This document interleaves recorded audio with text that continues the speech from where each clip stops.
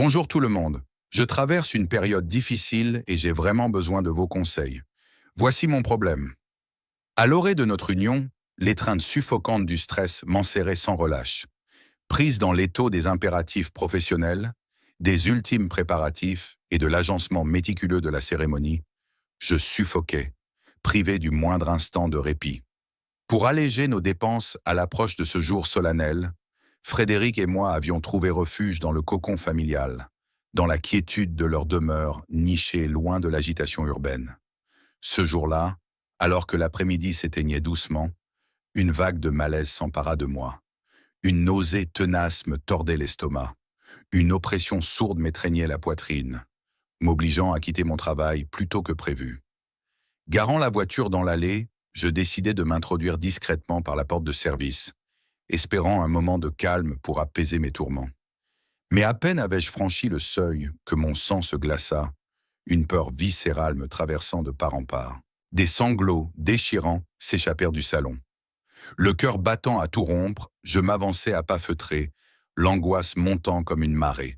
En jetant un regard prudent dans la pièce, mon estomac se noua violemment. Frédéric, à genoux, implorait avec une ferveur désespérée. Ma mère, face à lui, affichait une froideur presque inhumaine, son visage de marbre ne trahissant aucune émotion. Puis, d'une voix tranchante comme l'acier, elle déclara « Soit, je n'irai pas jusqu'au bout, mais cela ne se fera qu'à une seule condition. » La voix de Frédéric, brisée par l'émotion, s'éleva dans un murmure suppliant « Eva, je t'en conjure, ne me fais pas cela. » Ces mots me transpercèrent comme une lame. Mon cœur s'effondra dans un abîme de douleur. Mon esprit s'emballa, submergé par un tourbillon de questions. Quel secret inavouable se cachait derrière cette scène? Quelle angoisse pouvait pousser Frédéric à une telle détresse?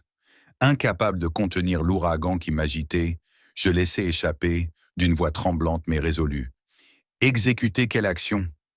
Tous les regards se tournèrent vers moi. Le temps sembla se suspendre, l'air saturé de tension et de mystère.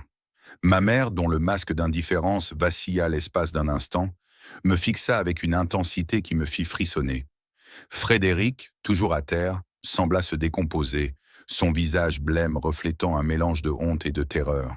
« Ce n'est pas ce que tu crois, balbutia-t-il, ces mots précipités, presque inaudibles.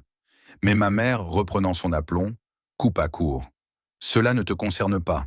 Pas encore. » Sa voix, bien que posée, portait une menace voilée, comme si elle me mettait au défi de creuser plus loin. Mon esprit s'emballait. Était-ce une question d'argent, un arrangement lié au mariage, ou quelque chose de plus sombre, de plus personnel? Les sanglots de Frédéric résonnaient encore dans mes oreilles, et l'image de son désespoir s'était gravée dans mon âme. Je sentais que ce moment marquait un point de non-retour, l'amorce d'une vérité que je n'étais pas certaine de vouloir affronter. « Parlez !» insistai-je, ma voix plus ferme, malgré la tempête intérieure. « Je mérite de savoir. » Un silence oppressant s'installa. Puis là, ma mère esquissa un sourire énigmatique, presque cruel. « Très bien, dit-elle enfin. Mais sache que certaines vérités ont un prix. Es-tu prête à le payer ?» Ce fut le début d'une quête, aussi terrifiante qu'inéluctable, vers un secret qui menaçait de faire voler en éclats tout ce que je croyais connaître. Dans l'ombre de cette maison, les murmures du passé attendaient, prêts à surgir. Le silence qui suivit les paroles de ma mère pesa comme une chape de plomb. Mes yeux passaient de son visage impassible à celui de Frédéric, dont les traits étaient déformés par une angoisse palpable. La pièce, pourtant si familière avec ses meubles en bois massif et ses rideaux aux motifs floraux, semblait soudain étrangère, comme si les murs eux-mêmes conspiraient pour garder leur secret. Je sentais mon pouls battre dans mes tempes, chaque pulsation amplifiant l'urgence de comprendre. « Quel prix ?» demandai-je, ma voix tremblant légèrement malgré mes efforts pour la stabiliser. « De quoi parles-tu » Ma mère inclina légèrement la tête, comme si elle évaluait ma détermination. « La vérité, ma chère, n'est jamais gratuite. Elle exige un sacrifice. Parfois, c'est l'illusion du bonheur. Parfois, c'est bien plus. » Ces mots, bien que cryptiques, portaient une gravité qui me fit frissonner. Je jetai un regard à Frédéric, espérant qu'il intervienne, qu'il m'offre une explication, une réassurance, n'importe quoi pour briser cette tension insoutenable. Mais il restait figé, les yeux baissés, ses mains crispées sur le tapis comme s'il craignait de s'effondrer complètement. « Frédéric, dis-je doucement, presque en un murmure, regarde-moi, dis-moi ce qui se passe. » Il releva lentement la tête, et l'expression que je vis dans ses yeux me brisa le cœur. C'était un mélange de culpabilité, de peur et d'une tristesse si profonde qu'elle semblait le consumer. « Je ne peux pas, » murmura-t-il. « Pas maintenant, pas comme ça. » Ma mère émit un léger soupir, presque théâtral, comme si elle s'impatientait. « Tu vois, ma chérie, il n'est pas prêt à parler. Et toi, es-tu prête à entendre ?» Je sentais la colère monter en moi, mêlée d'une frustration qui menaçait de me submerger. « Arrêtez de jouer avec moi !» m'écriai-je, ma voix résonnant dans la pièce. « Vous parlez par énigme, vous me cachez quelque chose, et je suis censé rester là, à attendre que vous daigniez m'éclairer. C'est ma vie, notre mariage, notre avenir. J'ai le droit de savoir. » Pour la première fois, je vis une lueur d'émotion traverser le visage de ma mère. Était-ce de la surprise? De la douleur? Elle se leva de son fauteuil avec une grâce calculée, ses mouvements fluides contrastant avec la tension qui saturait l'atmosphère. Elle s'approcha de moi, et bien que je fusse plus grande qu'elle, son regard me fit sentir minuscule. « Très bien, dit-elle, sa voix plus douce mais toujours empreinte d'une autorité indéniable. Si tu insistes, je te donnerai un morceau de la vérité. Mais seulement un morceau. Le reste, tu devras le découvrir par toi-même. » Je déglutis, mon cœur battant si fort que je craignais qu'il n'éclate. « D'accord, dis-je, m'efforçant de garder une contenance. Parle. » Elle marqua une pause, comme pour choisir ses mots avec soin. « Ce mariage, commença-t-elle, n'est pas ce qu'il semble être. Il y a des engagements, des promesses faites bien avant que tu ne rencontres Frédéric, des dettes à honorer. »« Des dettes ?» répétai-je, incrédule. « De quoi parles-tu? Des dettes financières ?» Elle esquissa un sourire amer. « Pas d'argent, non. Quelque chose de bien plus précieux. » Je sentais mon esprit s'emballer, cherchant à donner un sens à ses paroles. Des promesses? Des dettes non financières? Était-ce lié à Frédéric? À ma famille? À quelque chose que j'ignorais totalement? Je me tournai vers Frédéric, espérant qu'il m'offre un indice. Mais il s'était levé et se tenait près de la fenêtre, le dos tourné, comme s'il ne pouvait supporter de croiser mon regard. « Frédéric, dis-je, ma voix tremblante de colère et de désespoir, si tu sais quelque chose, dis-le-moi.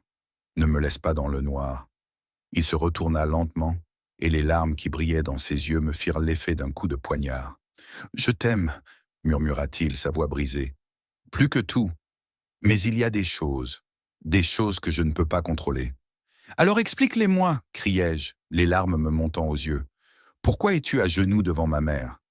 Pourquoi implores-tu? Qu'est-ce qu'elle te fait ?» Ma mère intervint avant qu'il ne puisse répondre. « Assez, dit-elle d'un ton sec. Tu veux des réponses, mais tu n'es pas prête à entendre la vérité dans son entièreté. Pas encore. Arrête de me dire ce que je suis prête ou non à entendre, rétorquai-je, ma voix tremblante de rage. Tu n'as pas le droit de décider pour moi. » Elle me fixa longuement, et pour la première fois, je vis une ombre de doute dans ses yeux.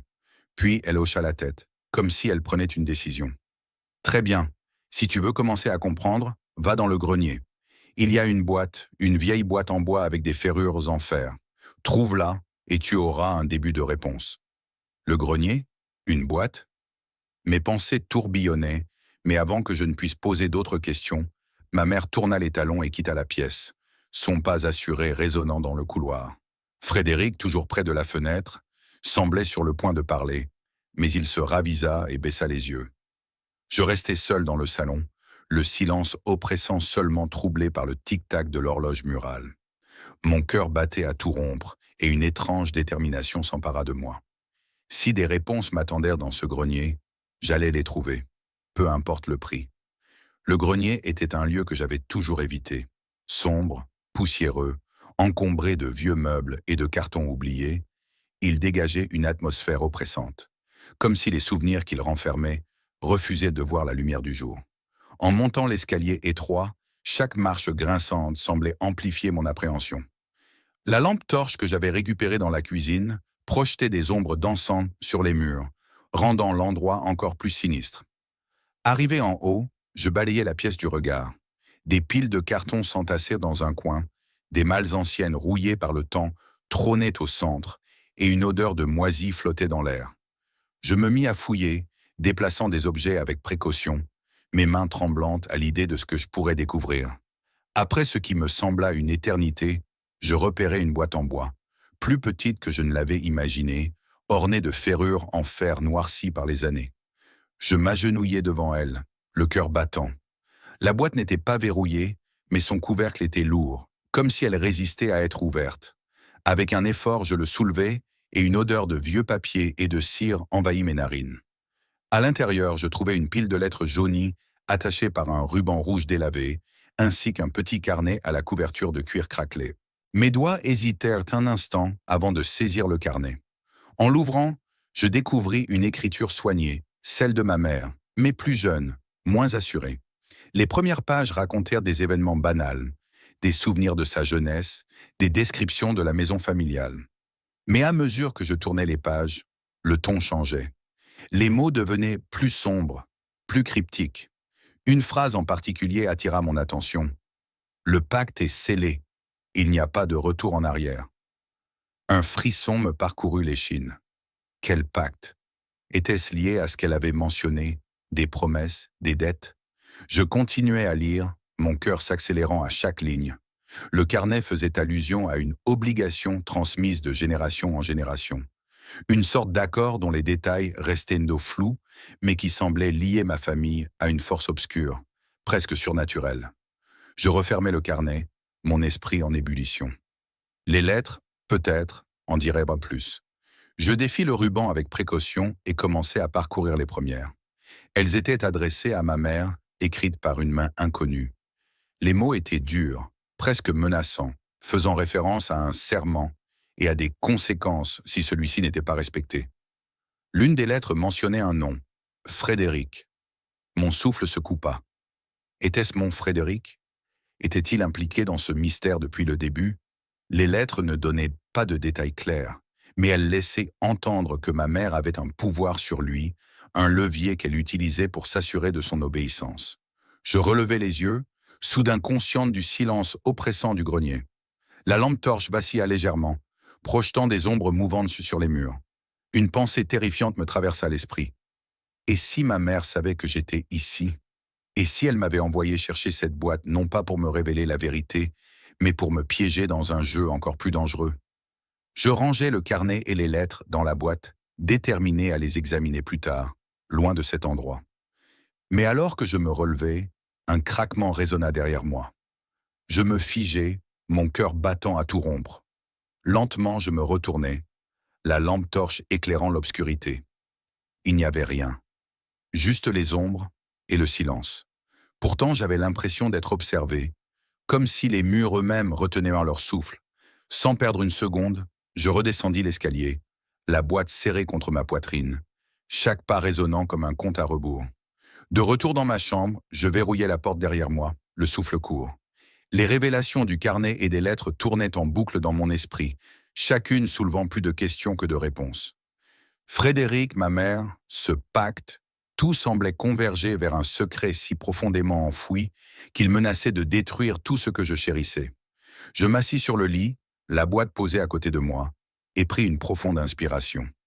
Si je voulais des réponses, je devais confronter Frédéric. Mais comment? Il était clair qu'il était terrifié, peut-être même plus que moi. Et ma mère, sa froideur, son assurance, tout en elle suggérait qu'elle était prête à tout pour protéger ce secret. Un coup léger à la porte me fit sursauter. « Chérie ?» C'était la voix de ma mère, douce mais insistante. « Tout va bien ?» Mon cœur s'emballa. Avait-elle deviné que j'avais trouvé la boîte? Était-elle venue pour m'arrêter? Je glissai le carnet sous mon oreiller et me levai, m'efforçant de calmer ma voix. « Oui, tout va bien », répondis-je, priant pour qu'elle ne perçoive pas ma peur. Un silence s'installa, puis elle reprit. « Très bien, repose-toi. Nous parlerons demain. » Le bruit de ses pas s'éloigna, mais je restais figé, incapable de me débarrasser de l'impression qu'elle savait, qu'elle avait toujours su. Cette nuit-là, je ne dormis pas. Les mots du carnet dansaient devant mes yeux, les sanglots de Frédéric résonnaient dans mes oreilles, et l'ombre de ma mère planait sur chaque pensée. Une chose était certaine, Je ne pouvais plus faire marche arrière. Le secret, quel qu'il soit, m'avait déjà englouti. Les jours qui suivirent furent un tourbillon de tensions et de faux-semblants. Frédéric évitait mon regard, prétextant des préparatifs de dernière minute pour le mariage. Ma mère, quant à elle, agissait comme si rien ne s'était passé, son sourire parfait masquant une menace implicite. Mais je n'étais pas dupe. Chaque mot, chaque geste semblait calculé, comme si elle attendait que je fasse le prochain pas. Je passais mes nuits à lire le carnet et les lettres, cherchant des indices, des connexions. Le carnet mentionnait une clé, pas une clé physique, mais une sorte de connaissance ou de rituel nécessaire pour honorer le pacte.